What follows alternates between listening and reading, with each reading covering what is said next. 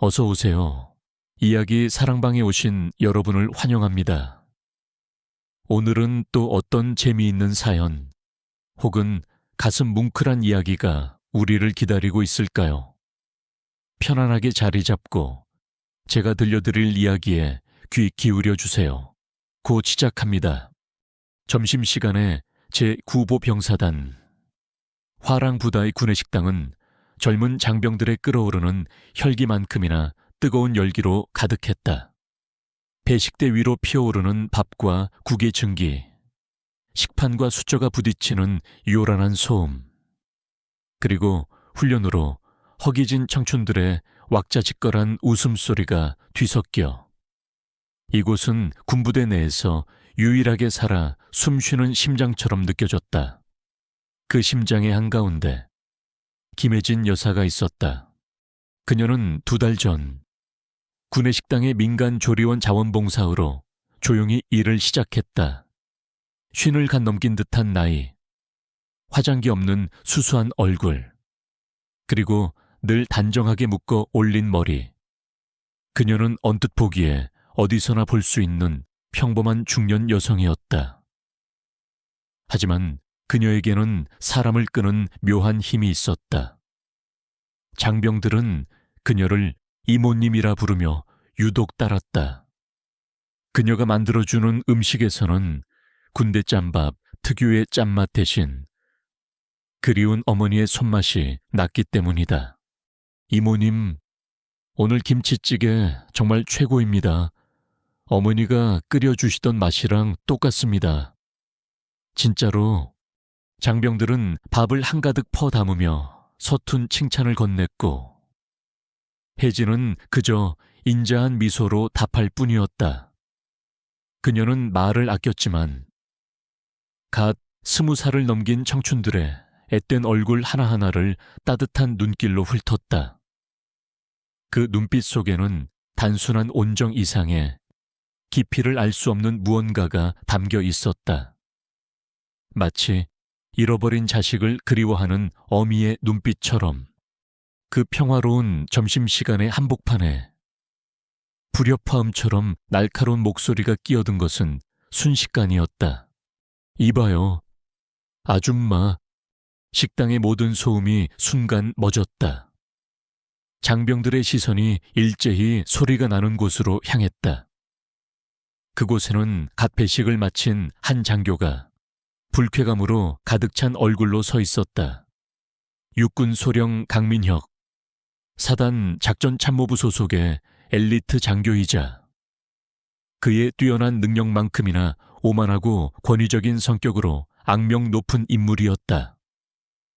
그의 뾰족한 턱과 날카로운 눈매는 그의 계급장이 주는 위압감을 더욱 극대화했다. 강소령은 자신의 식판을 들고 배식대의 가장 끝에 서 있던 김혜진에게로 성큼성큼 걸어왔다. 그의 구두 소리가 식당 바닥에 또각또각 신경질적으로 울려 퍼졌다. 아줌마, 지금 이걸 먹으라고 내놓은 겁니까? 그가 가리킨 것은 식판 한쪽에 담긴 붉은빛이 선명한 배추김치였다. 혜진이 오늘 아침 정성껏 담근 겉절이었다. 무슨 문제라도 있으십니까? 소령님 혜진은 평온한 목소리로 물었다. 그녀의 침착한 태도가 강민혁의 심기를 더욱 불편하게 만들었다. 그는 코웃음을 치며 식판을 배식대 위에 쾅 소리가 나게 내려놓았다. 이게 문제로 안 보여. 김치가 무슨 식초에 절인 것처럼 시큼하잖아. 이런 건 돼지나 먹는 거라고. 안 그래? 그는 주변을 둘러보며 동의를 구하듯 외쳤지만 어떤 장병도 감히 그와 눈을 마주치지 못하고 고개를 숙일 뿐이었다. 식당 안에는 어색하고 무거운 침묵만이 감돌았다. 강민혁은 자신의 권위가 통하지 않는 듯한 이 분위기가 마음에 들지 않았다.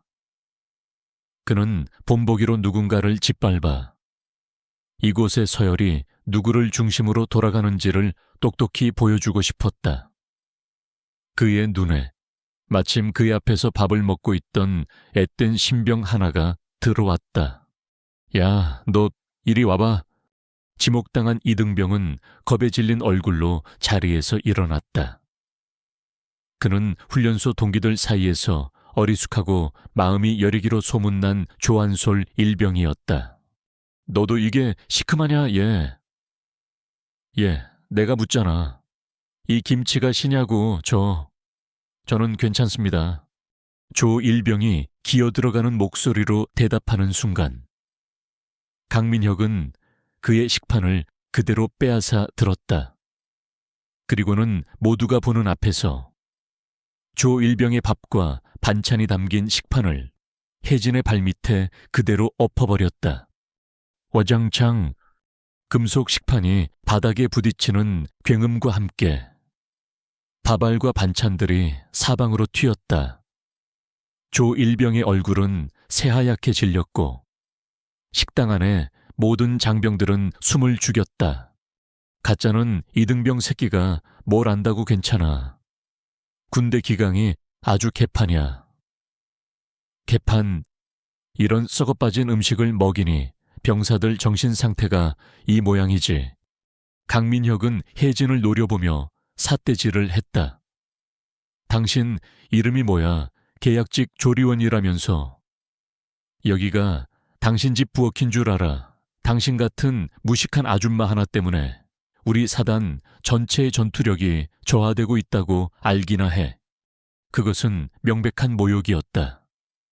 한 인간의 인격과 노동의 가치를 수많은 사람들 앞에서 무참히 짓밟는 권력의 가장 추악한 폭력이었다. 조리원 아주머니 몇몇은 얼굴이 벌개졌고 몇몇 장교들은 민망한 듯 헛기침을 하며 시선을 피했다. 하지만 김혜진은 미동도 하지 않았다. 그녀는 자신에게 쏟아지는 경멸과 모욕의 화살을 마치 투명한 방탄 유리처럼 막아내고 있었다.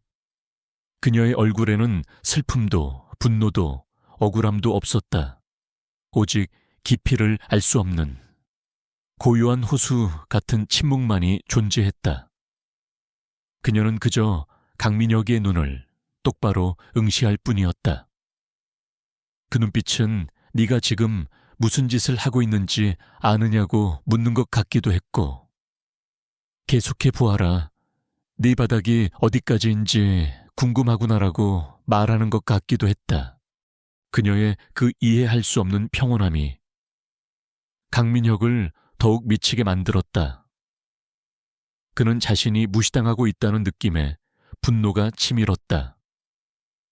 그는 마지막으로 혜진이 막 새로 내놓으려고 옆에 두었던 거대한 김치통을 발로 걷어찼다.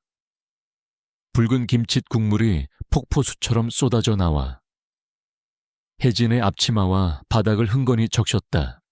앞으로 내 식사 시간에 이딴 음식물 쓰레기 내놓지 마. 알았어.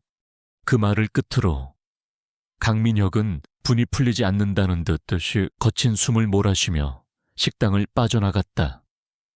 그가 사라지고 나서야 식당 안에 얼어붙었던 공기가 서서히 풀리기 시작했다. 이모님, 괜찮으세요? 조한솔 일병이 울먹이며 그녀에게 다가왔다. 혜진은 그제야 시선을 돌려 조 일병을 바라보았다.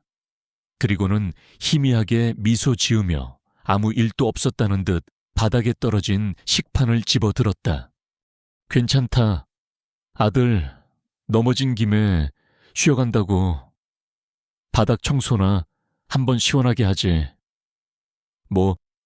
그녀의 목소리는 너무나도 담담해서 오히려 주변 사람들을 더욱 숙연하게 만들었다.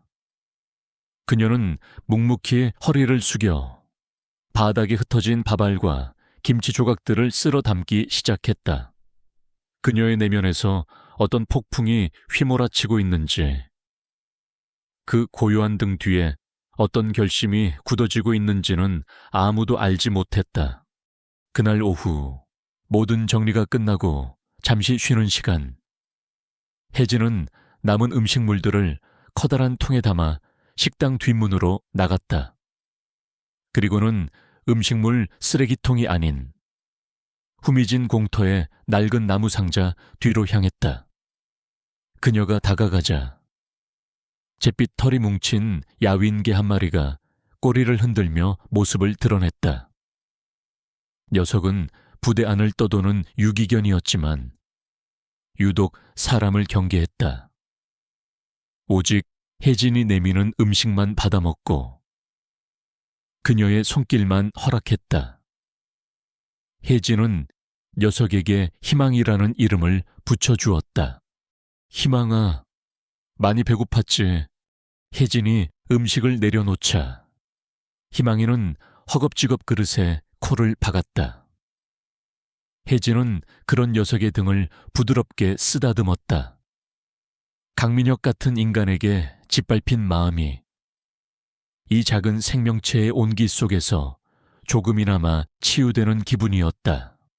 그날의 일과가 모두 끝나고 혜진은 노을이 붉게 물든 부대 연병장을 가로질러 퇴근했다. 그녀는 저 멀리 보이는 사단장 관사를 향해 걸으며 오늘 있었던 일을 복기했다. 강민혁의 오만한 얼굴, 겁에 질린 조 일병의 눈빛, 그리고 바닥에 쏟아진 붉은 김치 국물. 그것은 단순한 해프닝이 아니었다. 그것은 이 거대한 군 조직의 깊숙한 곳에 보이지 않는 질병이 자라나고 있다는 명백한 증상이었다. 그녀가 이곳에 온 이유, 죽은 아들의 흔적을 찾고 아들과 같은 젊은 청춘들을 지키기 위함이었다. 오늘 일로 그녀의 막연했던 임무는 이제 뚜렷한 목표를 갖게 되었다. 강민혁 소령. 그녀는 나지막이 그의 이름을 되뇌었다. 그녀의 눈빛이 석양빛을 받아 차갑게 빛났다. 겉으로 보기에는 평범한 아줌마의 귀갓길이었지만 그것은 사실 거대한 악의 실체를 파헤치기 위한 한 어머니의 전쟁이 조용히 막을 올리는 순간이었다. 해가 저물고 군부대의 하루를 마감하는 6시의 나팔 소리가 연병장에 울려 퍼졌다. 김혜진은 식당의 뒷정리를 모두 마치고 낡은 자전거에 몸을 실었다. 페달을 밟는 그녀의 다리는 고된 노동으로 묵직했지만 마음은 오히려 강민혁 소령의 오만한 얼굴을 떠올리며 차갑게 가라앉고 있었다. 식당에서 부대 후문을 지나 장교 숙소 구역을 한참 더 들어간 곳, 가장 깊숙하고 가장 높은 언덕 위에 자리한 사단장 관사. 그곳이 그녀의 진짜 집이었다. 관사는 넓고 고요했다. 낮 동안의 소란과 모멸은 마치 다른 세상의 일처럼 느껴졌다. 그녀는 현관에 들어서며 구내식당 조리원에 허름한 옷을 벗고 단정한 실내복으로 갈아입었다. 조리원 김혜진 이모님의 역할은 문 밖에서 끝나고 이제 그녀는 사단장 부인 김혜진으로 돌아왔다. 하지만 그 두 개의 정체성 사이의 간극은 그녀의 마음속에 깊고 어두운 강처럼 흐르고 있었다. 그녀는 텅 빈 집안을 둘러보았다. 남편인 박진우 장군은 오늘도 야간 작전회의로 늦을 터였다. 그녀는 익숙하게 저녁 식사를 준비하기 시작했다. 메뉴는 남편이 가장 좋아하는 얼큰한 육개장이었다. 보글보글 끓는 찌개 냄새가 고요한 관사를 채우자 비로소 사람이 사는 집처럼 온기가 도는 듯했다. 밤 10시가 넘어서야 현관문이 열리고 육군소장 박진우가 피곤한 얼굴로 들어섰다. 구사단 화랑부대를 이끄는 사단장. 그는 군에서는 호랑이처럼 무섭고 엄격했지만 아내 앞에서는 언제나 다정한 남편일 뿐이었다. 여보, 아직 안 자고 있었어. 당신 저녁 차려드려야죠. 어서 오세요. 많이 피곤해 보이네요. 혜진은 남편의 군복을 받아들며 그의 어깨를 가볍게 주물렀다. 박진우는 식탁에 앉아 아내가 차려준 따뜻한 저녁을 먹으며 그제야 긴장이 풀리는 듯 깊은 한숨을 내쉬었다. 오늘도 별일 없었고 남편의 무심한 질문에 혜진의 숟가락이 순간 멈칫했다. 낮에 있었던 일이 떠올랐다. 강민혁, 소령의 경멸 어린 눈빛, 바닥에 쏟아진 김치 국물, 그리고 겁에 질려있던 젊은 병사의 얼굴. 그녀는 잠시 망설였다. 이 일로 남편을 걱정시키고 싶지 않았다. 하지만 동시에 이것이 자신이 이곳에 온 이유와 직결된 문제라는 것을 알고 있었다. 오늘 구내식당에 작전참모부 강민혁 소령이 왔었어요. 혜진은 덤덤하게 입을 열었다. 김치가 입에 안 맞았던 모양이에요. 병사들 앞에서 조리원들 체면을 생각해서라도 조금만 조용히 말해주면 좋았을 텐데 조금 소란이 있었어요. 그녀는 자신에 대한 모욕은 빼고 마치 제3자의 일처럼 이야기했다. 하지만 박진우는 아내의 표정에서 그 조금의 소란이 결코 가볍지 않았음을 간파했다. 그는 숟가락을 내려놓았다. 강민혁이가 또 무슨 짓을 했어? 그 친구 능력이 출중한 건 알겠지만 부하들을 대하는 태도나 성품에 문제가 있다는 보고를 몇 번 받았소. 그래서 일부러 작전 참모라는 중책을 맡겨 책임을 배우게 하려던 참이었는데 당신이 나설 일은 아니에요. 혜진이 남편을 말렸다. 제가 화가 난 건 저에 대한 무례함 때문이 아니에요. 그 눈빛이었어요. 자기보다 약하다고 생각하는 사람을 아무렇지 않게 짓밟는 그 오만함, 병사들을, 그리고 식당에서 일하는 우리 같은 민간인들을 그저 자신의 부속품처럼 여기는 그 태도. 당신이 늘 걱정하던 우리 군에 보이지 않는 병폐가 바로 저런 모습 아닐까요? 박진우의 얼굴이 굳어졌다. 아내의 말은 그의 가장 아픈 곳을 찔렀다. 그는 누구보다 병사들을 아끼는 지휘관이었지만 자신의 위치가 너무 높아진 탓에 일선 병사들의 진짜 목소리를 듣지 못하고 있다는 불안감에 늘 시달렸다. 그래서 아내의 비밀 임무를 허락했던 것이었다. 당신의 눈과 귀가 되어 가장 낮은 곳의 목소리를 직접 듣고 와달라고 당장 강소령을 호출하겠소. 군의 기강을 바로 세우기 위해서라도 이번 일은 그냥 넘어갈 수 없소. 박진우가 자리에서 일어나려 하자 혜진이 그의 손을 잡았다. 안 돼요. 여보, 지금 당신이 나서면 저들은 잠시 꼬리를 내리겠지만 근본적인 문제는 해결되지 않아요. 당신의 분노는 저 같은 사단장 부인이 모욕당했기 때문이 있잖아요. 하지만 진짜 문제는 힘없는 조리원 아주머니나 이등병이 매일같이 당하고 있을지도 모르는 부당함이에요. 혜진의 눈빛은 그 어느 때보다 진지했다. 제가 이곳에 온 이유를 잊지 마세요. 저는 암세포를 찾으러 온 거예요. 잡초의 잎사귀 하나를 자르는 게 아니라 그 뿌리까지 뽑아내기 위해서. 강민혁 소령은 어쩌면 그 거대한 병의 증상일 뿐일지도 몰라요. 성급하게 움직여서 적을 숨게 만들지 마세요. 저에게 시간을 좀 더 주세요. 제가 직접 그 뿌리가 얼마나 깊고 넓게 퍼져 있는지 확인해 볼게요. 박진우는 아내의 눈을 한참 동안 바라보았다. 그 눈에는 단순한 슬픔이나 분노가 아니었다. 진실을 향한 꺾이지 않는 강한 의지가 담겨 있었다. 그는 아내의 지혜와 용기를 믿었다. 그는 무겁게 고개를 끄덕이며 다시 자리에 앉았다. 그날 밤 남편이 잠든 것을 확인한 혜진은 조용히 2층의 작은 방으로 향했다.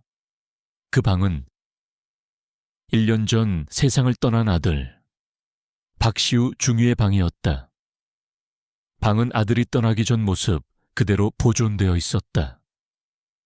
책상 위에는 읽다만 책이 놓여 있었고 옷장에는 각 잡힌 군복들이 걸려 있었다. 방 안에는 여전히 아들의 채취가 희미하게 남아있는 듯했다. 혜진은 아들의 책상 앞에 앉아 작은 액자를 어루만졌다. 액자 속에서 제복을 입은 아들이 환하게 웃고 있었다. 아버지를 닮아 강직하고 어머니를 닮아 마음이 따뜻했던 아들. 25, 꽃다운 나이에 훈련 중 장비 결함으로 인한 불의의 사고로 허망하게 세상을 떠난 내 아들. 부대의 공식 발표는 그랬다. 하지만 혜진은 믿지 않았다. 그녀는 아들의 유품을 정리하다 그의 낡은 수첩 마지막 장에서 이상한 메모를 발견했다. K, M, H, 군 수과 보급품. 제3창고, 무언가 잘못됐다. K, M, H, 강민혁. 아들이 사고를 당하기 직전 같은 부대에서 근무하던 선임 장교였다. 제3창고, 그곳은 아들이 사고를 당했던 바로 그 훈련장 근처의 낡은 보급품 창고였다. 너무나도 명백한 의심의 조각들이었지만 증거가 없었다. 그녀가 이 일을 제기했을 때 군은 그저 아들을 잃은 어머니의 슬픔으로 인한 착각으로 치부해버렸다.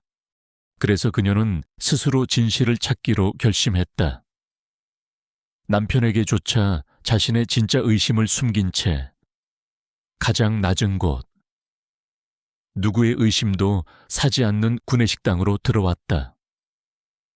강민혁의 주변을 맴돌며 그의 실체를 파헤치기 위해서 오늘 강민혁은 스스로 그녀의 시야 안으로 걸어 들어왔다.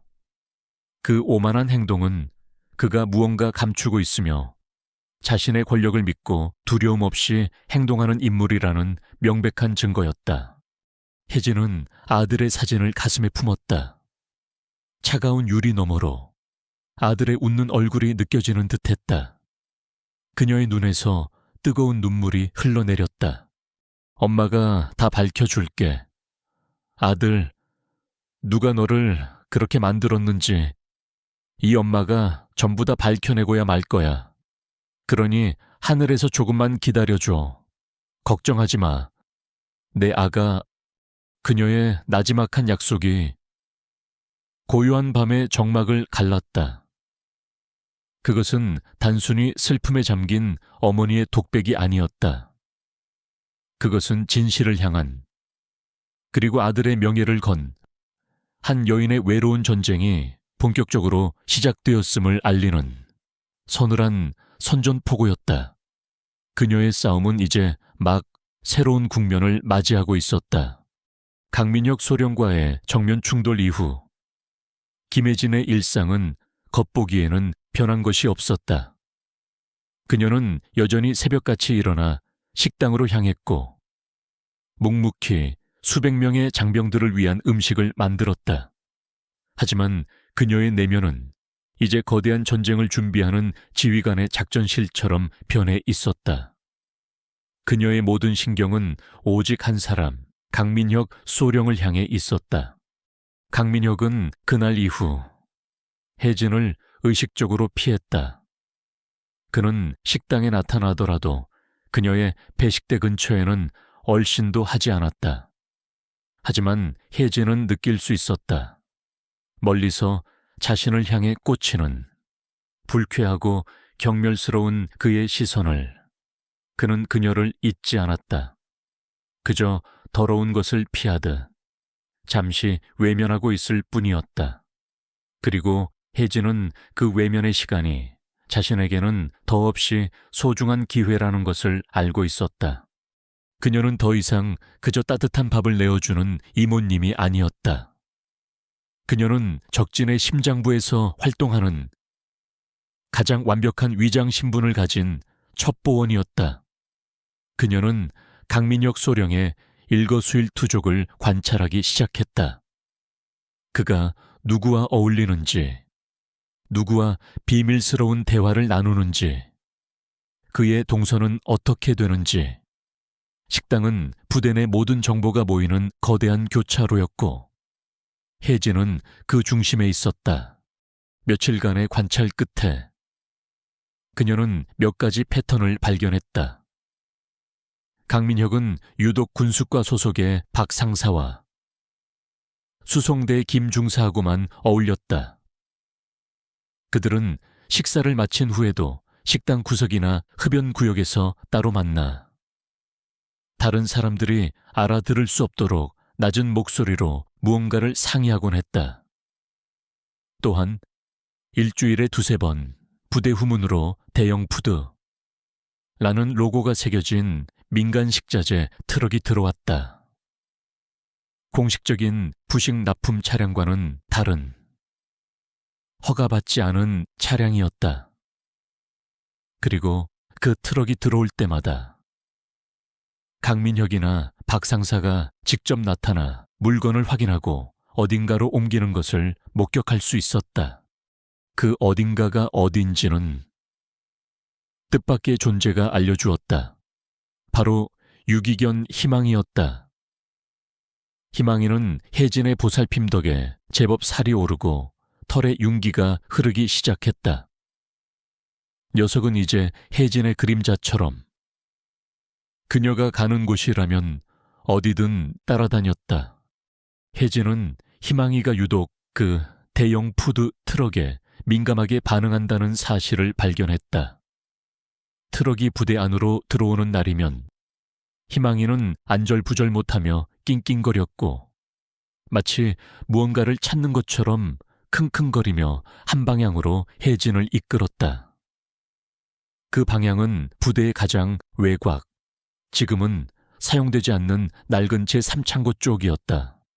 제3창고, 아들 시우의 수첩에 적혀있던 바로 그 장소였다. 혜진의 심장이 차갑게 뛰기 시작했다. 아들의 죽음, 강민혁 군수비리, 그리고 제3창고 흩어져 있던 모든 퍼즐 조각들이 마침내 하나의 거대한 그림을 향해 맞춰지고 있었다. 창고는 1년 전 시우의 사고 직후 안전상의 문제를 이유로 즉시 폐쇄되었다. 그 안에는 무엇이 숨겨져 있는 것일까? 아들은 그 안에서 무엇을 보았기에 죽어야만 했을까? 혜진은 밤낮으로 창고 주변을 맴돌며 기회를 엿보았지만 창고의 입구는 육중한 자물쇠로 굳게 잠겨 있었고 주변으로는 일정한 시간마다 순찰조가 돌고 있었다. 혼자 힘으로는 역부족이었다. 그녀에게는 내부의 도움이, 믿을 수 있는 아군이 절실하게 필요했다. 기회는 의외의 순간에 찾아왔다. 며칠 전 강민혁에게 모욕을 당했던 조한솔 일병이 저녁 식사 후 혼자 남아 설거지를 돕고 있는 그녀에게 조심스럽게 다가왔다. 저 이모님, 조 일병 아직 안 들어가고 뭐 하나 그게 드릴 말씀이 있습니다. 조 일병은 한참을 쭈뼛거리다 마침내 용기를 내어 입을 열었다. 그날 정말 죄송했습니다. 제가 너무 무서워서 이모님을 도와드리지 못했습니다. 계속 마음이 불편해서 잠도 제대로 못 잤습니다. 그의 눈에는 진심 어린 미안함과 죄책감이 담겨 있었다. 혜진은 그의 여린 마음이 고마웠다. 그녀는 이 어린 병사를 위험한 일에 끌어들이고 싶지 않았다. 하지만 동시에 어쩌면 이 아이가 하늘이 보내준 유일한 동아줄일지도 모른다는 생각이 들었다. 아니다. 네 잘못이 아니야. 그 상황에서 나서는 건 무모한 짓이었지. 오히려 네가 다치지 않은 게 다행이다.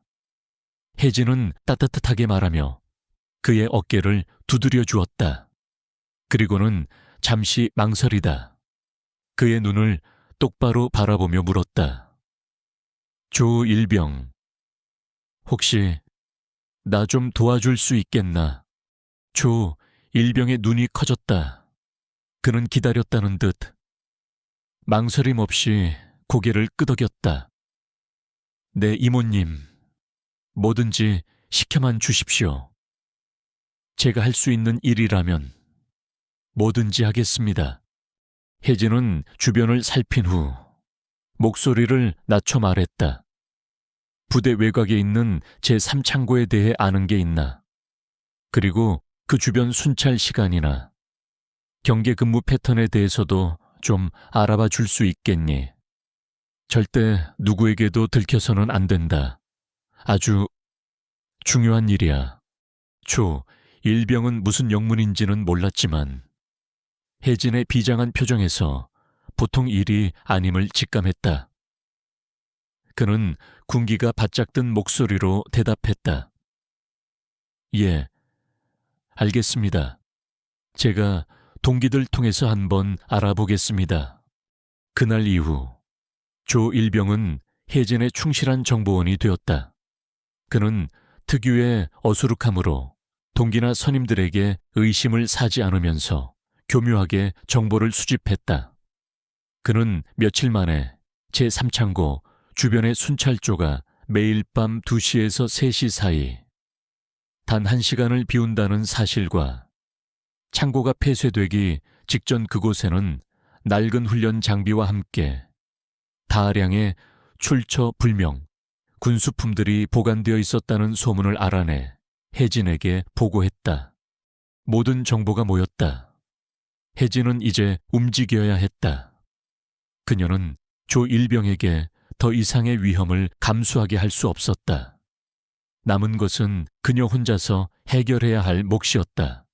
그날 밤 혜진은 관사의 자신의 방에서 조용히 창밖을 내다보았다. 저 멀리 어둠 속에 잠긴 제3창고의 실루엣이 보였다. 마치 거대한 괴물의 무덤처럼 음산하고 불길한 기운을 내뿜고 있었다. 그녀의 옆에는 희망이가 조용히 앉아 그녀와 같은 곳을 바라보고 있었다. 혜진은 결심했다. 오늘 밤 저 무덤의 문을 열고 그 안에 잠들어 있는 아들의 마지막 흔적과 추악한 진실을 파헤치리라고. 그녀는 조리원의 앞치마를 벗어두고 어둠 속에서 활동하기 가장 편한 검은색 옷으로 갈아입었다. 그녀의 눈빛은 더 이상 슬픔에 잠긴 어머니의 것이 아니었다. 그것은 적진의 심장부로 침투하기 직전에 고도로 훈련된 특수요원의 눈빛이었다. 그녀의 손에 들린 것은 총이나 칼이 아니었다. 그것은 작은 손전등과 자물쇠를 해체할 수 있는 몇 가지 간단한 공구, 그리고 무엇보다도 진실을 밝혀내고야 말겠다는 강철 같은 의지였다.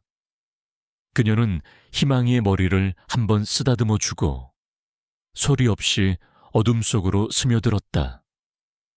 고요한 군부대의 밤, 한 어머니의 외롭고 위험한 잠입 작전이 그렇게 시작되고 있었다. 그날 밤 사단 전체가 깊은 잠에 빠진 시각, 김혜진은 아들 시우의 방에서 찾아낸 낡은 훈련구역 약도를 펼쳐들었다. 조한솔 일병이 알려준 순찰조의 동선과 제3창고의 위치가 정확히 표시되어 있었다.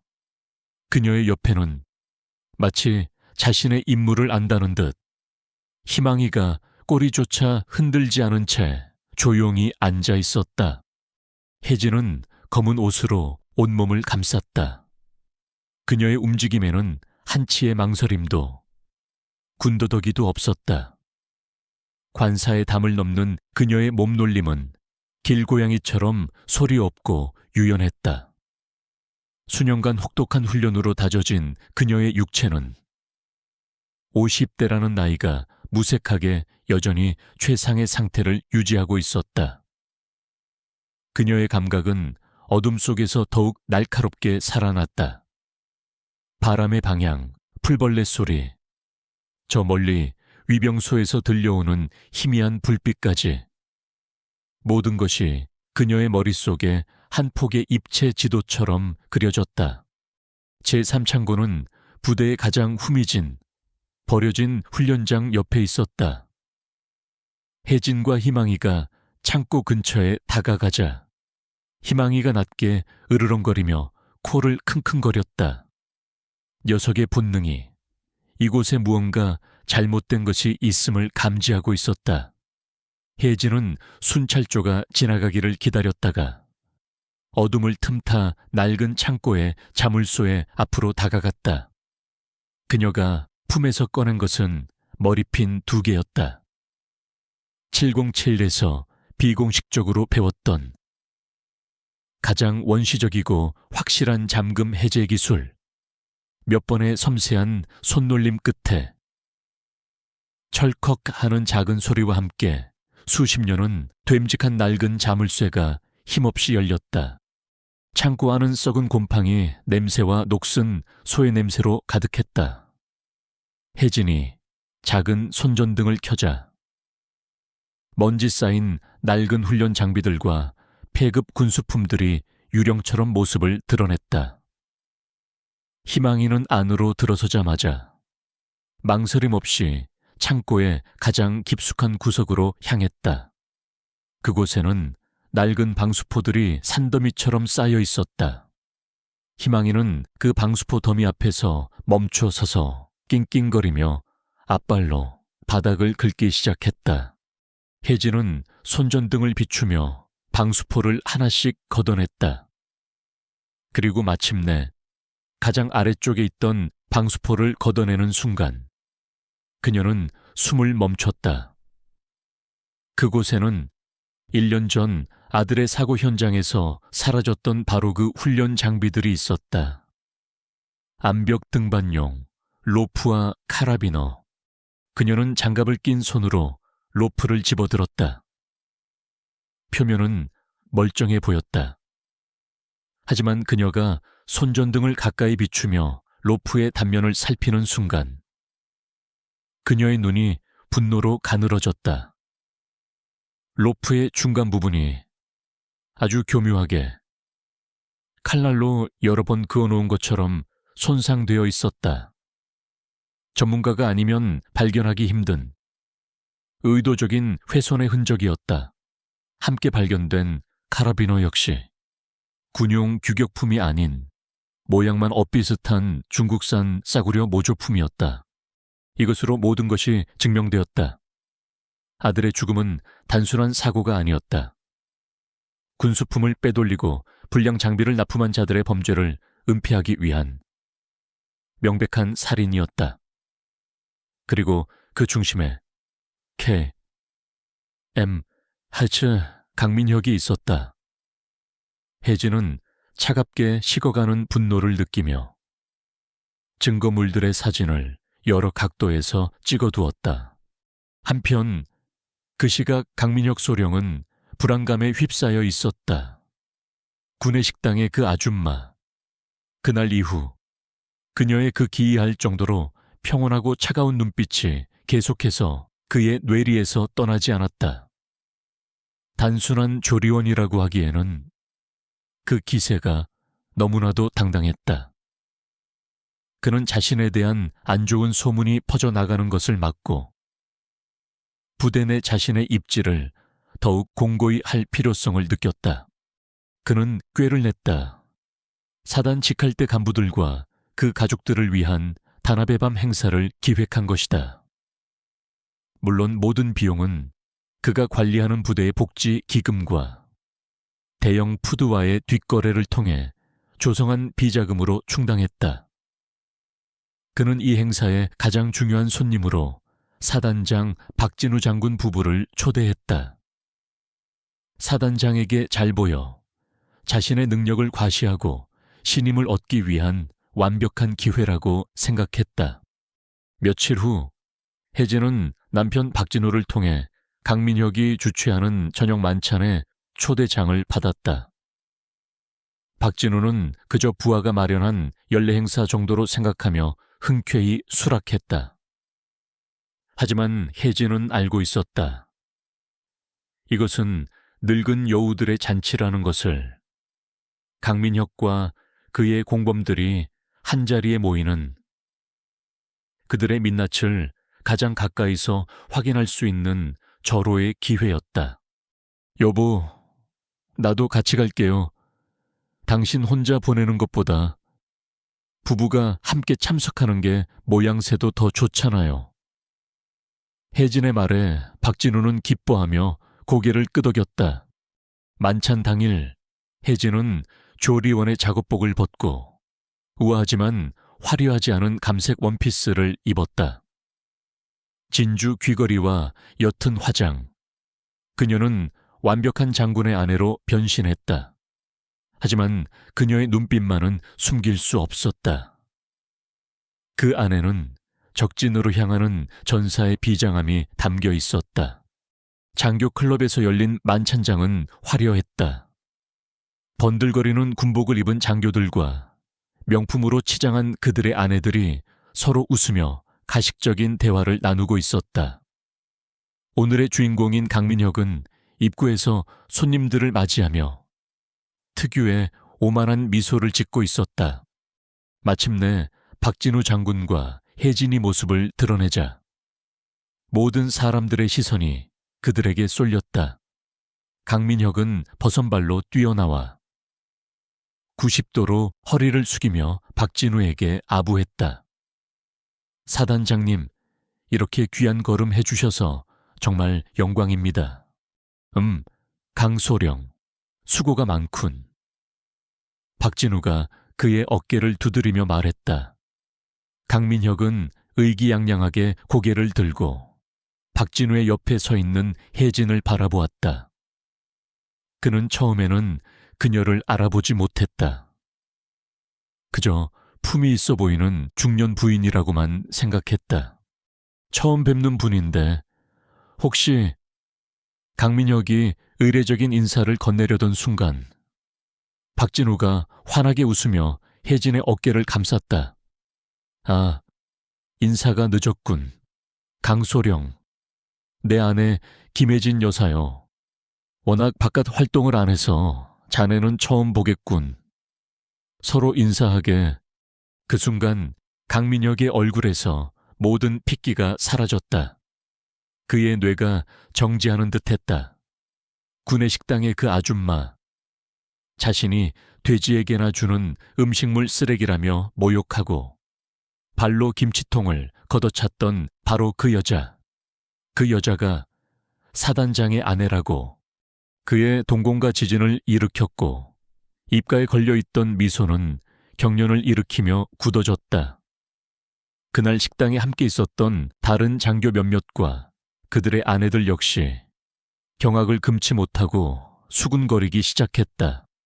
그 모든 혼란의 중심에서 혜진은 가장 완벽한 연기를 펼쳤다. 그녀는 강민혁을 처음 본다는 듯 우아하게 웃으며 손을 내밀었다. 어머, 만나서 반가워요. 강소령님, 남편에게 능력 있고 출중한 후배라고 말씀 많이 들었어요. 앞으로 우리 사단장님 잘 좀 부탁드려요. 그녀의 목소리는 봄바람처럼 부드러웠지만 강민혁에게는 사형 선고처럼 들렸다. 그의 등줄기에서는 식은땀이 폭포수처럼 흘러내렸다. 그는 떨리는 손을 겨우 들어 혜진의 손끝을 잡았다.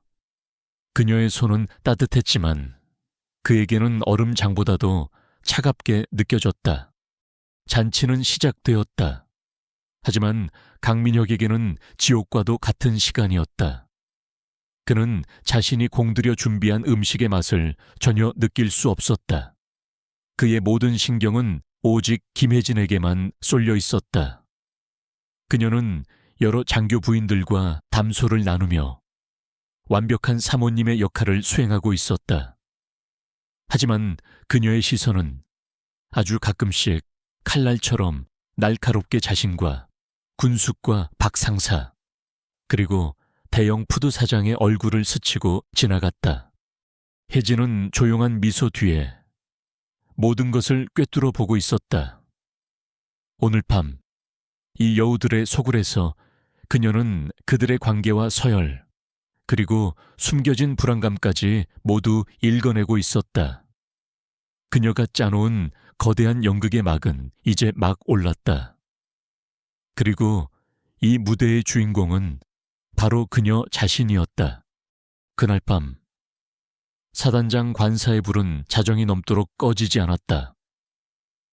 강민혁 소령은 만찬이 끝난 후 자신의 숙소로 돌아와 지옥 같은 시간을 보내고 있었다. 술 기운과 공포가 뒤섞여 그의 머릿속은 온통 김혜진이라는 여자의 얼굴로 가득 차 있었다. 그 고요한 미소, 모든 것을 꿰뚫어 보는 듯한 차가운 눈빛. 그는 자신이 거대한 덫에 걸렸음을 본능적으로 직감했다. 군의 식당 아줌마가 사단장 아내라고 그는 몇 번이고 그 사실을 되뇌었지만 현실로 받아들여지지 않았다.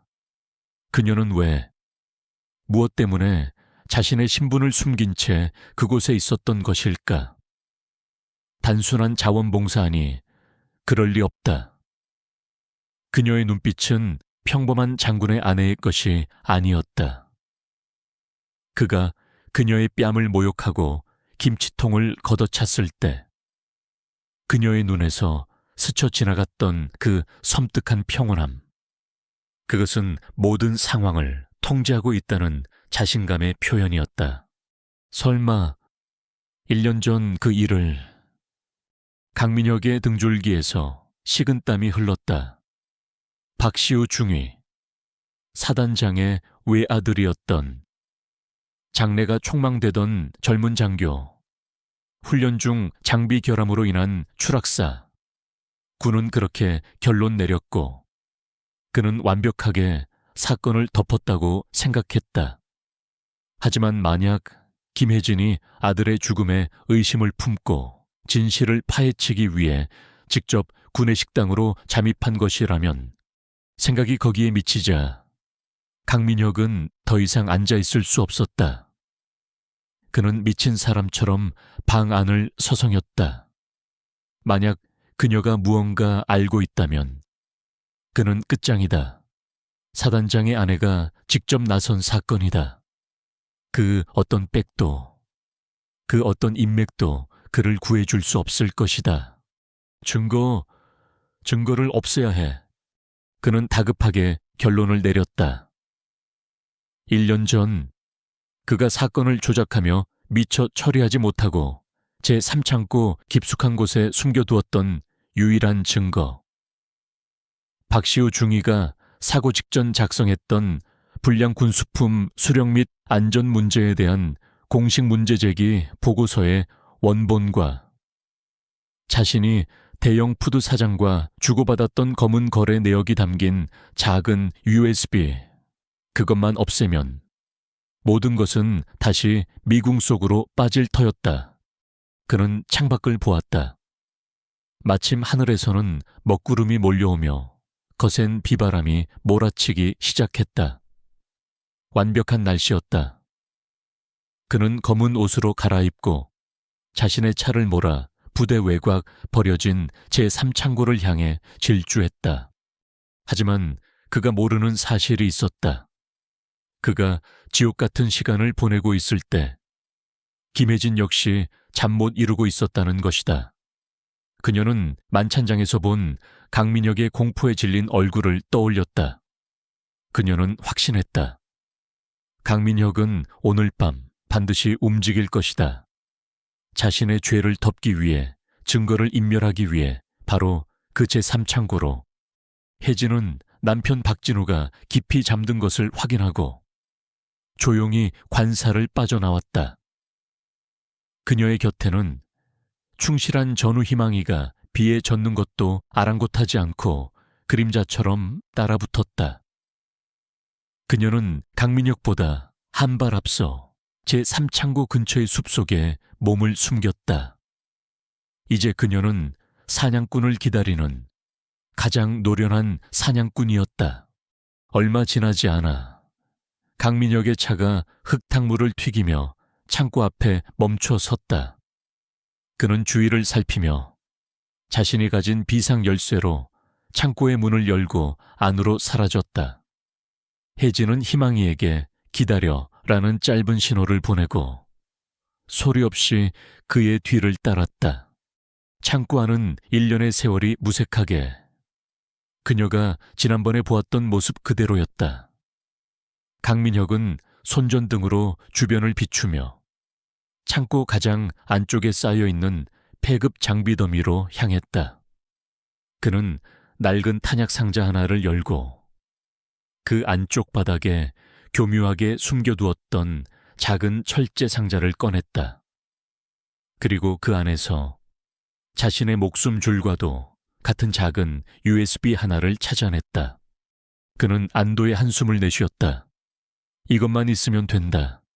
이것만 없애면 자신은 다시 안전해질 수 있다. 그가 막 몸을 돌려 창고를 빠져나가려던 순간이었다. 끽! 창고의 낡은 철문이 밤바람에 스치듯 아주 작은 소리를 내며 움직였다. 누구야? 강민혁은 기겁하며 소리쳤다. 그의 목소리가 텅 빈 창고 안에 메아리쳤다. 아무런 대답도 없었다. 오직 거센 빗소리와 바람소리만이 그의 귓가를 때렸다.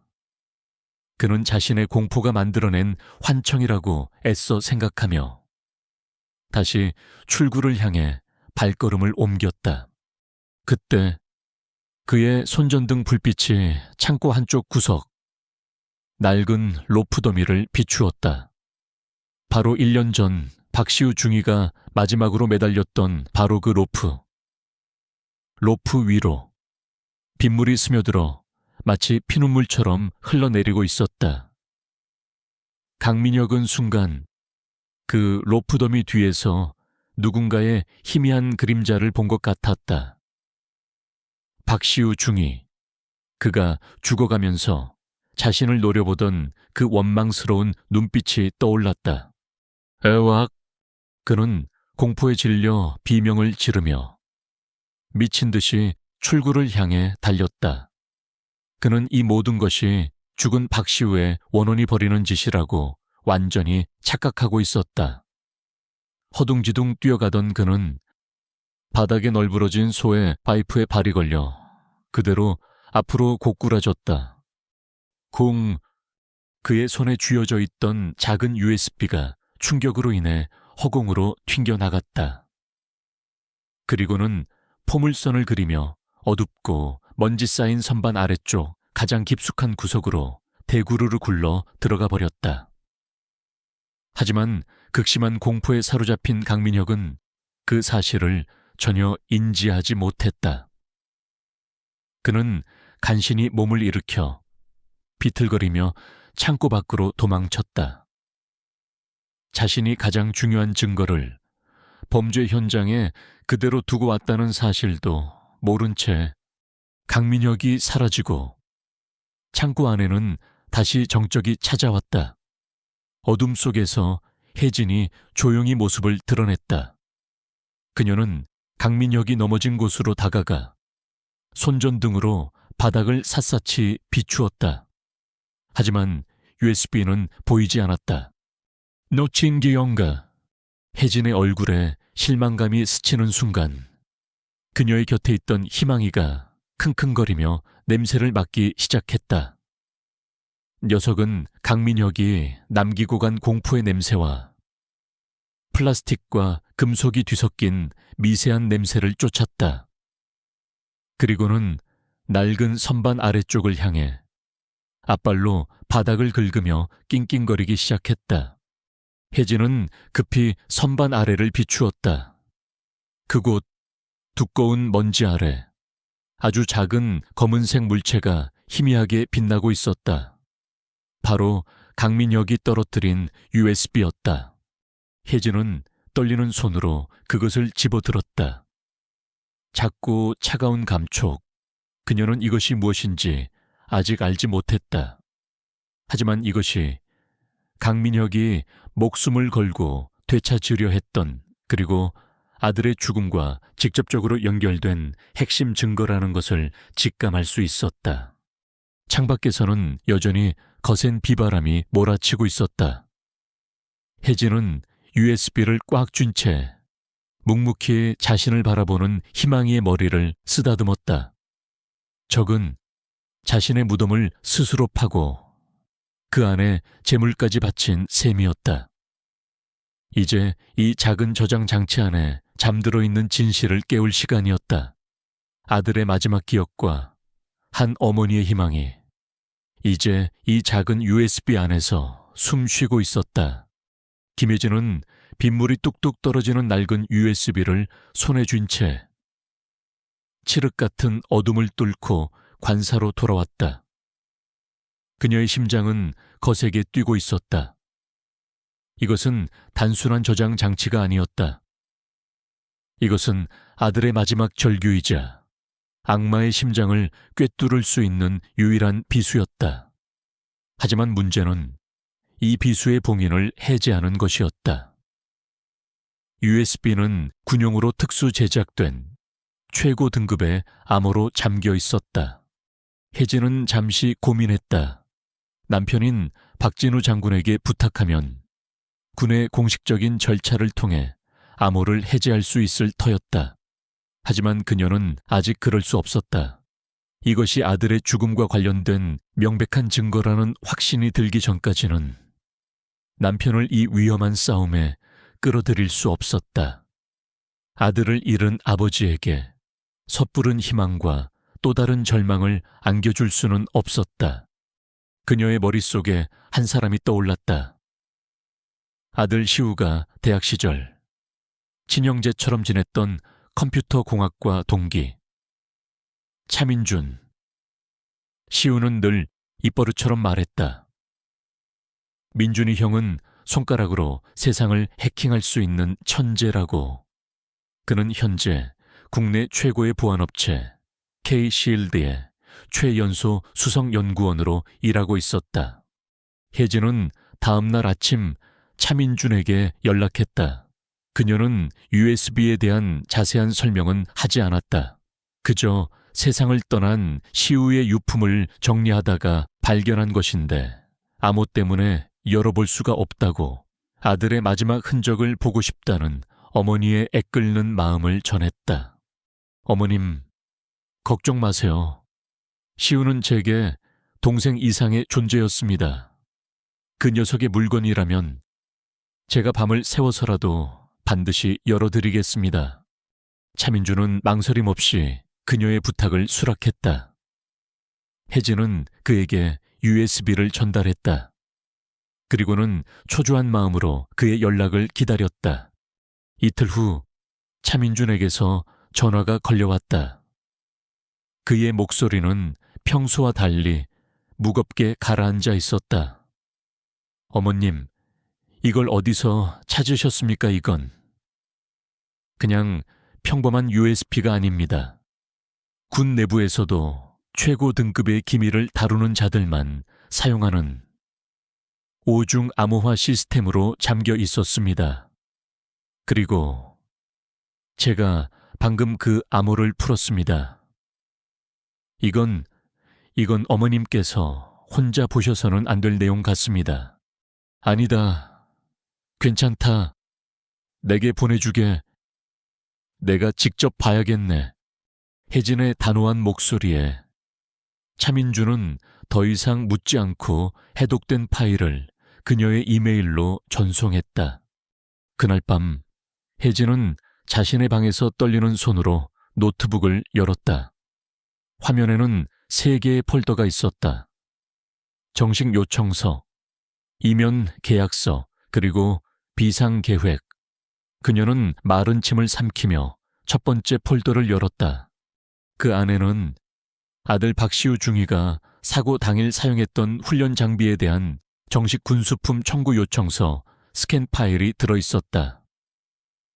요청서에는 최고 등급의 안전 기준을 충족하는 미제 로프와 스위스제 카라비너의 정확한 모델명이 명시되어 있었다. 아들은 규정대로 가장 안전한 장비를 요청했던 것이다. 두 번째 폴더. 이면 계약서를 여는 순간 혜진은 온몸의 피가 차갑게 식는 것을 느꼈다. 그 안에는 강민혁 소령과 군납업체 대영 푸드의 사장이 주고받았던 이메일과 메신저, 대화 기록이 고스란히 담겨 있었다. 강소령, 이번 건도 지난번처럼 처리하지. 정품 대신 중국산 B급으로 넣고 차액은 7대3으로 나누는 걸로. 대영 푸드소령님, 이번 물건은 암벽훈련 장비라 위험 부담이 너무 큽니다. B급은 강도가 약해서 만에 하나 사고라도 나면. 강소령, 시끄러워. 사고 나면 그냥 장비 결함으로 처리하면 그만이야. 죽어나가는 건 어차피 힘없는 사병놈들이지. 나나 당신이 아니라고. 닥치고 시키는 대로 해. 혜진의 눈앞이 캄캄해졌다. 이것은 단순한 비리가 아니었다. 병사들의 목숨을 담보로 한 악마의 거래였다. 그리고 마지막 폴더, 비상계획은 그 악마의 민낯을 적나라하게 보여주었다. 그 안에는 강민혁이 직접 녹음한 음성 파일 하나가 있었다. 박시우 중위. 그 애송이가 눈치를 챈 것 같다. 정식으로 문제 제기를 하겠다며 날 찾아왔더군. 건방진 새끼. 사단장 아들이라고 너무 깝쳐. 하지만 괜찮아. 내일 있을 암벽 훈련이 아주 좋은 기회가 될 거야. 로프만 살짝 손봐두면 모든 것은 불의의 사고가 되겠지. 아무도 모를 거야. 누구도 의심하지 못해. 완벽한 계획이야. 그의 웃음소리가 스피커를 통해 흘러나오는 순간 혜진은 자신도 모르게 노트북을 덮어버렸다. 심장이 터질 것 같았다. 온몸이 부들부들 떨려왔다. 아들의 죽음이 그저 서류 몇 장과 돈 몇 푼 때문에 계획된 잔인한 살인이었다는 진실. 어머니의 가슴은 갈기갈기 찢어졌다. 슬픔이 분노로, 분노가 차가운 사례로 변해갔다. 그녀가 진실의 무게에 짓눌려 고통스러워하고 있을 때 또 다른 진실의 조각이 그녀를 향해 다가오고 있었다. 다음 날 구내식당에서 홀로 설거지를 하고 있는 혜진에게 조한솔 일병이 다가왔다. 그의 얼굴은 며칠 동안 잠을 못 잔 사람처럼 헬쑥했고 무언가 큰 결심을 한 듯 비장함마저 감돌았다. 이모님, 드릴 말씀이 있습니다. 그는 혜진을 식당 뒤편에 아무도 없는 곳으로 데려갔다. 그리고는 갑자기 그녀의 앞에 무릎을 꿇었다. 이모님, 죄송합니다. 제가 다 말씀드리겠습니다. 혜진은 당황하며 그를 일으키려 했지만 조 일병은 고개를 숙인 채 울먹이며 말을 이었다. 1년 전 박시우 중위님이 돌아가시던 날 저는 사고 현장 근처에서 경계 근무를 서고 있었습니다. 훈련이 시작되기 직전 저는 똑똑히 보았습니다. 강민혁 소령님이 박시우 중위님을 따로 불러내 멱살까지 잡아가며 심하게 다투는 모습을요. 조 일병의 눈에서 눈물이 터져 나왔다. 중위님은 이 장비로는 절대 안 됩니다. 병사들 목숨이 달린 문제입니다. 라고 소리치셨고 소령님은 닥쳐, 이건 명령이야. 라고 고함쳤습니다. 그리고 얼마 지나지 않아 사고가 일어났습니다. 사고 직후 강 소령님은 저를 찾아와 오늘 본 것은 아무에게도 말하지 말라고, 만약 입을 열면 군 생활 편하게 할 생각 말라고 협박했습니다. 저는 너무 무서워서 아무 말도 하지 못했습니다. 죄송합니다. 이모님, 정말 죄송합니다. 그는 어린아이처럼 엉엉 울었다. 그동안 얼마나 무서웠을까? 얼마나 죄책감에 시달렸을까? 혜진은 더 이상 그를 나무랄 수 없었다. 그녀는 조용히 그의 어깨를 감싸 안았다. 고맙다. 조일병, 지금이라도 이렇게 용기를 내줘서 정말 고맙다. 이제 모든 퍼즐이 맞춰졌다. 그녀의 손에는 강민혁의 범죄를 증명할 완벽한 물적 증거와 그의 살인을 목격한 유일한 목격자의 증언이 모두 쥐어져 있었다. 그녀의 개인적인 복수는 이제 아들의 명예를 되찾고 부패한 군의 정의를 바로 세우는 거대한 전쟁으로 변해가고 있었다. 혜진은 눈물을 닦고 일어섰다. 그녀는 울고 있는 조일병의 손을 잡고 자신의 집 사단장 관사로 향했다. 그녀의 발걸음에는 더 이상 망설임이 없었다. 이제 남편에게 모든 것을 말하고 이 지긋지긋한 싸움을 끝내야 할 시간이 왔다. 그녀는 아직 몰랐다. 그녀가 남편에게 진실을 전하는 순간 한 사람의 자애로운 아내이자 어머니였던 그녀가 거대한 군조직 전체를 뒤흔드는 폭풍의 눈으로 변하게 될 것이라는 사실을. 그날 저녁 사단장 관사의 공기는 그 어느 때보다 무겁게 가라앉아 있었다. 김혜진은 하얗게 질린 얼굴의 조한솔 일병과 함께 남편 박진우 장군의 앞에 앉아 있었다. 그녀의 앞에는 아들의 운명을 바꿔놓은 낡은 USB가 놓여 있었다. 여보, 이게 어떻게 된 일이요? 박진우는 아내가 내민 증거들을 보고도 눈앞의 현실을 믿을 수 없다는 듯 되물었다. 그의 손은 아들의 유품이 되어버린 수첩과 강민혁의 범죄가 기록된 USB, 그리고 조일병에 잡힐 진술서를 오가며 미세하게 떨리고 있었다. 혜진은 그날 있었던 모든 일을 자신이 왜 구내식당에 들어갔는지부터 시작해서 오늘 조일병이 찾아와 모든 것을 고백하기까지의 과정을 담담하게 털어놓았다. 그녀의 이야기가 길어질수록 박진우의 얼굴은 점차 굳어졌다. 아내를 향한 안타까움, 젊은 병사를 향한 미안함, 그리고 아들을 향한 사무치는 그리움이 그의 얼굴에 스쳐 지나갔다. 그리고 그 모든 감정의 끝에는 배신감과 함께 들끓는 거대한 분노가 자리 잡고 있었다.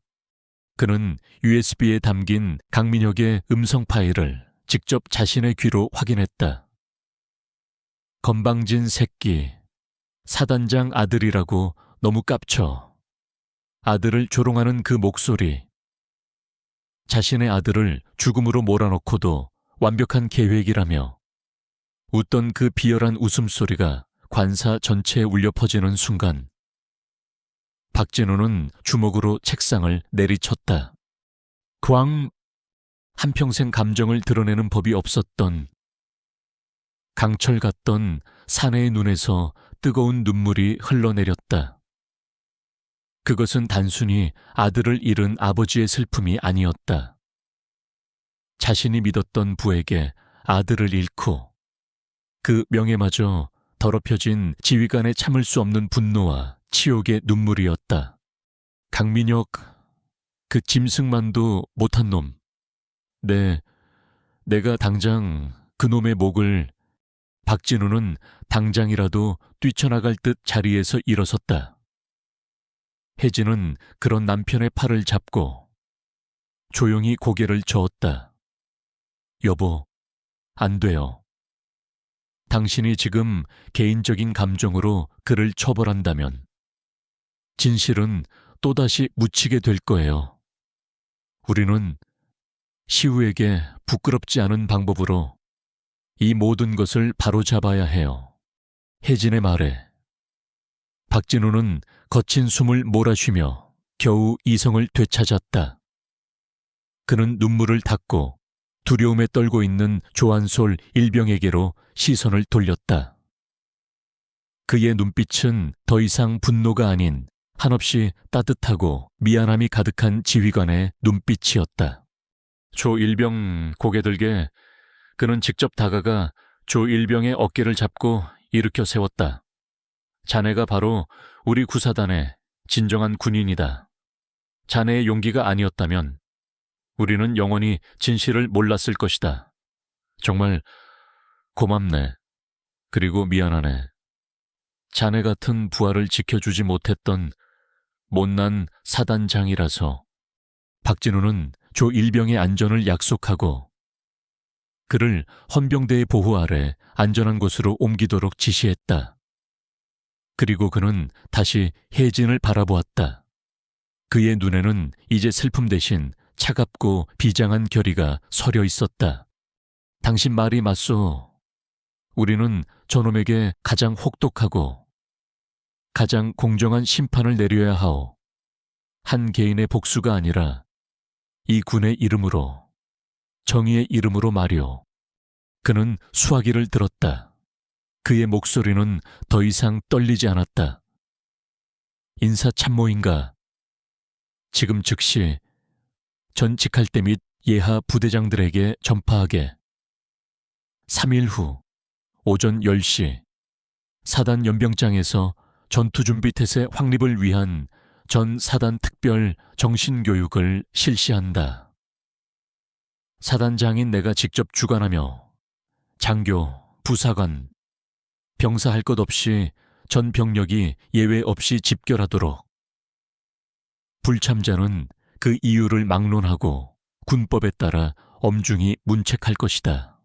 3일 후 화랑부대 연병장은 수천 명의 장병들로 가득 찼다. 하늘에는 구름 한 점 없이 쨍한 가을 햇살이 내리쬐고 있었다. 사열대 위에는 사단의 모든 영광급 이상 장교들이 도열해 있었다. 그 대열의 한가운데 강민혁 소령도 조금은 긴장된, 그러나 여전히 오만한 표정으로 서 있었다. 그는 이번 특별 정신교육이 최근 있었던 군기강 해이 사건들에 대한 사단장의 통상적인 군기 잡기 정도로 생각하고 있었다. 마침내 박진우 사단장이 연단에 섰다. 그는 마이크 앞에 서서 연병장을 가득 메운 수천 명의 아들 같은 장병들을 천천히 둘러보았다. 나는 오늘 화랑부대의 사단장으로서, 그리고 여러분의 지휘관으로서 더할 나위 없이 자랑스러운 마음과 뼈를 깎는 참담한 마음을 동시에 안고 이 자리에 섰다. 그의 차분하지만 무게감 있는 목소리가 연병장 전체에 울려 퍼졌다. 우리는 국가와 국민을 지키기 위해 이 자리에 모인 명예로운 군인이다. 하지만 우리의 명예를 조먹고 우리의 신뢰를 배신하는 암적인 존재들이 우리 내부에 자라나고 있었다. 나는 오늘 그 암덩어리를 여러분 앞에서 직접 도려내고자 한다. 장병들 사이에서 웅성거림이 일었다. 강민혁의 얼굴이 순간 굳어졌다. 1년 전 우리는 유능하고 정의로웠던 한 젊은 장교를 잃었다. 고 박시우 중위. 군은 그의 죽음을 불의의 사고라고 발표했다. 하지만 그것은 새빨간 거짓이었다. 박진우의 목소리가 포효하듯은 높아졌다. 그의 죽음은 사고가 아니었다. 자신의 배를 채우기 위해 불량 군수품을 납품하고 그것을 은폐하려 했던 부패한 지휘관에 의해 계획된 명백한 살인이었다. 연병장은 충격으로 술렁였다. 강민혁의 얼굴은 이제 종이장처럼 하얗게 질려 있었다. 그는 본능적으로 도망치려 했지만 발이 바닥에 붙어버린 듯 움직일 수 없었다. 바로 그때 사열대의 양쪽 끝에서 하얀 헬멧을 쓴 헌병 2명이 절도 있는 걸음으로 걸어 나오기 시작했다. 그들은 다른 장교들을 지나쳐 망연자실한 표정의 강민혁 소령을 향해 똑바로 걸어왔다. 박진우 사단장은 마이크를 통해 얼어붙은 강민혁의 심장에 마지막 비수를 꽂았다. 작전 참모부 강민혁 소령. 그의 목소리는 천둥과도 같았다. 그대는 군수품 횡령, 직무유기치사, 살인 및 살인교사 혐의로 이 시간부로 긴급 체포한다. 그대는 더 이상 화랑부대의 명예로운 장교가 아니다. 그대는 군복을 입은 살인자일 뿐이다. 헌병들이 강민혁의 양팔을 붙잡고 그의 어깨에서 빛나던 소령 계급장을 거칠게 떼어냈다. 그리고 그의 손에 차가운 수갑을 채웠다. 아닙니다. 사단장님, 이건 모함입니다. 으아, 강민혁의 비명은 수천 명의 병사들이 내지르는 경악과 분노의 함성에 묻혀버렸다. 그는 개처럼 수치스럽게 사열대 위에서 끌려 내려갔다. 그가 평생을 바쳐 쌓아 올렸다고 믿었던 모든 명예와 권력이 전 부대원이 지켜보는 앞에서 한순간에 무너져 내리는 순간이었다. 사단장 관사 2층 창가에서 김혜진은 이 모든 광경을 조용히 내려다보고 있었다. 그녀의 뺨 위로 뜨거운 눈물이 흘러내렸다. 1년간 그녀를 짓눌렀던 모든 고통과 슬픔, 그리고 분노가 씻겨 내려가는 듯했다. 아들의 명예는 이제 되찾았다. 정의는 마침내 실현되었다.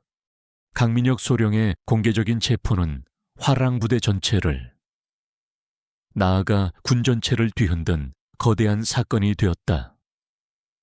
군사재판은 신속하고 엄정하게 진행되었다.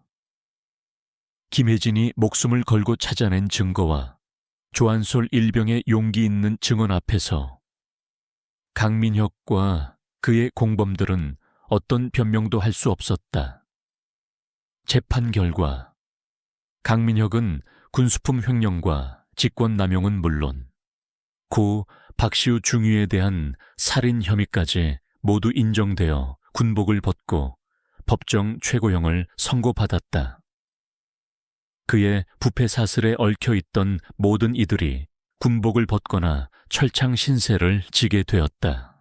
정의는 더디었지만 가장 확실하고 무거운 방식으로 실현되었다. 사건이 종결된 후 김혜진은 구내식당의 조리원 일을 조용히 그만두었다. 그녀가 1년간의 비극을 파헤친 숨은 영웅이라는 사실은 남편 박진우와 몇몇 핵심 관계자를 제외하고는 아무도 알지 못했다. 부대의 모든 장병들은 그녀를 그저 아들을 잃은 슬픔 속에서도 묵묵히 자리를 지키다 떠난 마음씨 좋은 이모님으로만 기억했다. 하지만 그녀는 슬픔 속에 주저앉지 않았다. 이번 일을 겪으며 그녀는 보이지 않는 곳에서 고통받는 젊은 병사들이 얼마나 많은지를 뼈저리게 깨달았다. 그녀는 남편에게 건의했다. 병사들이 어떤 불이익이나 보복의 두려움 없이 자신들의 고충을 직접 털어놓을 수 있는 공식적인 창구를 만들어 달라고. 그녀의 건의는 즉시 받아들여졌다. 몇 달 후 화랑부대에는 장병소통위원회라는 이름의 새로운 조직이 신설되었다. 병사들의 부모님과 민간 자원봉사자들이 주축이 되어 병사들의 식단, 복지, 그리고 부대 내 부조리 문제에 대해 직접 듣고 사단장에게 직보하는 시스템이었다. 그리고 김혜진은 그 위원회의 첫 번째 민간 위원장이 되었다. 그녀는 더 이상 주방에서 음식을 만드는 대신 부대의 모든 병사들을 위한 따뜻한 울타리를 만드는 일을 시작했다. 계절이 두어 번 바뀌고 부대에 완연한 봄이 찾아왔다. 강민혁이라는 거대한 암세포가 도려내진 화랑부대는 이전보다 훨씬 건강하고 활기찬 분위기로 가득 차 있었다. 어느 화창한 봄날, 혜진은 커다란 솥을 들고 구내식당을 찾았다. 그녀의 곁에는 이제는 부대의 마스코트가 된 희망이가 늠름하게 걷고 있었다. 희망이는 화랑부대 명예 마스코트라는 작은 인식표를 목에 걸고 있었다. 이모님 오셨습니다. 식당에 있던 장병들이 그녀를 발견하고 환호성을 질렀다. 혜진은 예전처럼 온화한 미소를 지으며 자신이 직접 끓여온 커다란 소틀 배식대 위에 올려놓았다. 뚜껑을 열자 구수하고 뜨거운 콩나물국 냄새가 식당 전체에 퍼져나갔다. 1년여 전 강민혁이 차갑게 식었다며 바닥에 쏟아버렸던 바로 그 음식이었다. 오늘은 내가 너희들을 위해 특별히 끓여왔다. 많이들 먹어라. 내 아들들. 장병들은 줄을 서서 혜진이 직접 퍼주는 콩나물국을 받아갔다. 그들의 얼굴에는 행복한 미소가 가득했다. 그 대열 속에는 이제 상병 계급장을 단 조한솔의 모습도 보였다. 그는 1년 전에 어리숙한 이등병이 아니었다.